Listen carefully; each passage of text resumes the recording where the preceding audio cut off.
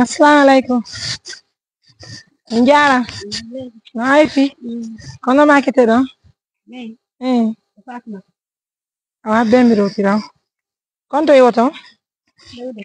Habela nene. Ambe madusa. Habela. Habela. Tonye jam to hulu na nene. Ko Mariam Touré minne te nani. Habbe mi rotira dogune. Tonye jam. Tami jotnya habbe mi rondo. Akido. Habbe mi. Dan min ka ko mboni modi ya. Awai. Ko modi Mahmoud. Komboni Modi Mahmoud. On anda modi Mahmoud be haybe ka karmo ko en Karmo ko yambe. kula. Yabe don ka baba galle do. Kawtal bi amen be. Ko mi woni biro hawa. Ok, donye jam. No haifi. Sai kwe. Donye jam.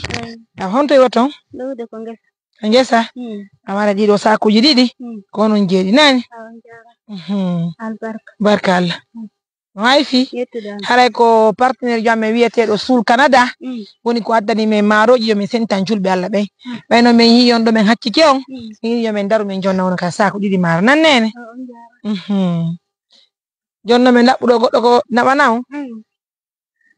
On va trouver taxi moto. En tout cas, mesdames, messieurs, comme vous le constatez, c'est pas une chose qui est facile. Hein?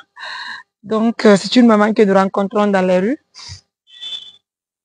Renate.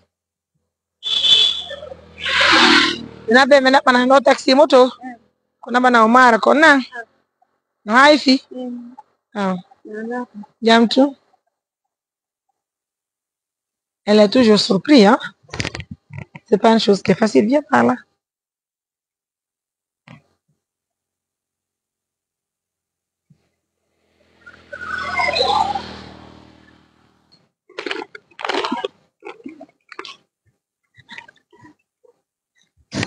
Yo no ara ya ga mutum ya kata do. Wa ta jara kata. Salame inne galawo. Na? Ene so hula la kemen na boran. Mariam c'est wa père. Salame. Yo salam yo jaw. Resti silul. O wa ta wonde do woni. Biro. Sene. Ko fi wata on jawdo on yummirabe. Min ni acce sagata on jaba do no wonon ka mutu se ka wona do o wona do Wona ka lawni ma bari pralla sulla mutu may ngan ko selir ton don et ton don taxi nani yawe ka mutu salam toi viens par là.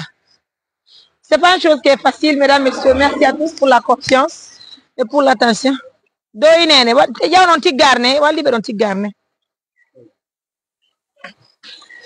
Merci à tous pour la confiance. Prenez bien soin de vous. Bonsoir.